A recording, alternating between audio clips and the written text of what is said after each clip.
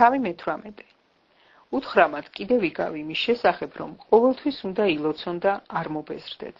თქვა: ერთ ქალაქში იყო ერთი მსაჯული, ღვთის არ ეშინოდა და ხალხის არ ცხვენოდა. იმავე ქალაქში ცხოვრობდა ერთი ქვრივი. მივიდა მასთან და უთხრა: დამიცავი ჩემი მოგიშპისაგან.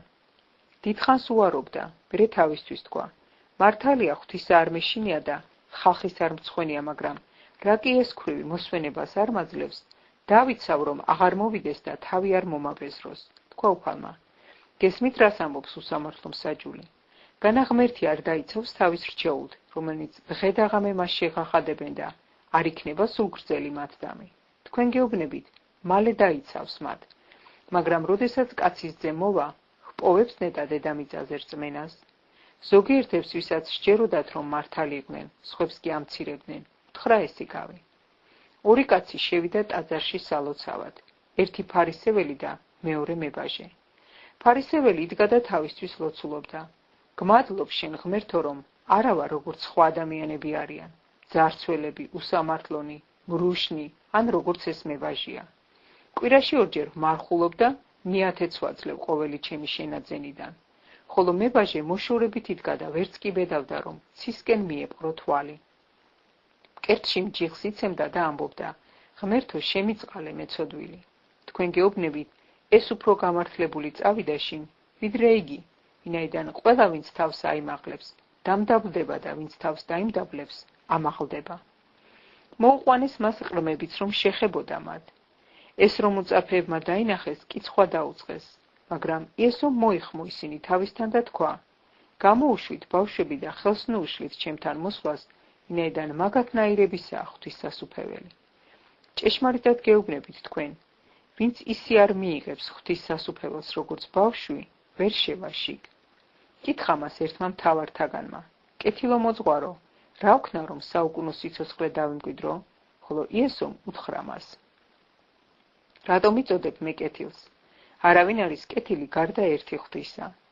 იცი მცნებანი, არ იმრუშო, არ მუკლა, არ მოიპარო, არ იყო ცრუმოწმე, პატივი ეცი შენს მამას და დედას.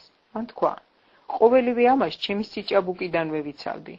ეს რომ მოისმინა, იესომ უთხრა: ერთი გაგაკლია, რაც გაქვს, ყველაფერი გაყიდე და მიეცი ღარიბებს და გექნება საუნჯე ზეცაში. მოდი და გამომყევი. ამის გაგონებაზე იგი დაღონდა, ვინაიდან მდიდარი იყო ძალიან. ისომ შეხედა მას და თქვა: რაოდენ ძნელია სიმდიდრის მქონეთა შესვლა ღვთის სასუფეველში. ვინაიდან უმალ აქლემი გაძვრება ნემსის ყუნწში, ვიდრე მდიდარი შევა ღვთის სასუფეველში. მსმენელებმა თქვეს: ვიღას შეუძლია გადარჩენა? მან თქვა: კაცთათვის შეუძლებელი, ღვთისათვის შესაძლებელია. პეტრემ უთხრა მას: აჰა, ჩვენ ყოველივე მივატოვეთ და გამოკრევით შენ. იესომ კი უთხრა მათ: ჭეშმარიტად გეუბნებით თქვენ, არავინ არის რომ ღვთის სასუფევლის გულისათვის დატოვოს სახლი, ან ცოლი, ან მშობლები, ან ძმები, ან შვილები და ახლავე არ მიიღოს მრავალგზის მეტი, ხოლო მომავალში საუკუნო სიცოცხლე. წაიყვანა თავისი 12 მოწაფე და უთხრა მათ: აჰა, ავდივართ იერუსალიმს, დაახსრულდება წინასწარმეტყველთა ყოველი დაწერილი კაცის ძეზე.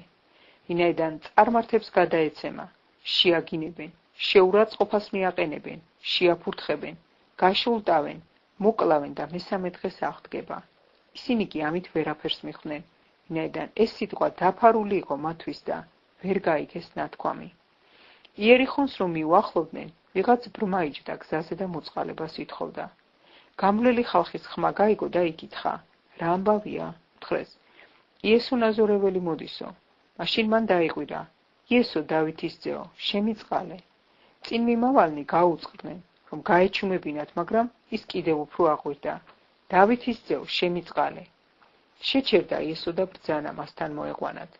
როცა იგი მიუახლოვდა, კითხა: რა გინდა რომ გაგიგეთო? უთხრა: უფალო, რომ თვალი ამეხილოს. ხოლო იესომ უთხრა: აახილე, შენ მარწმენამ გიხსნა შენ და იმ წამსვე აეხილა.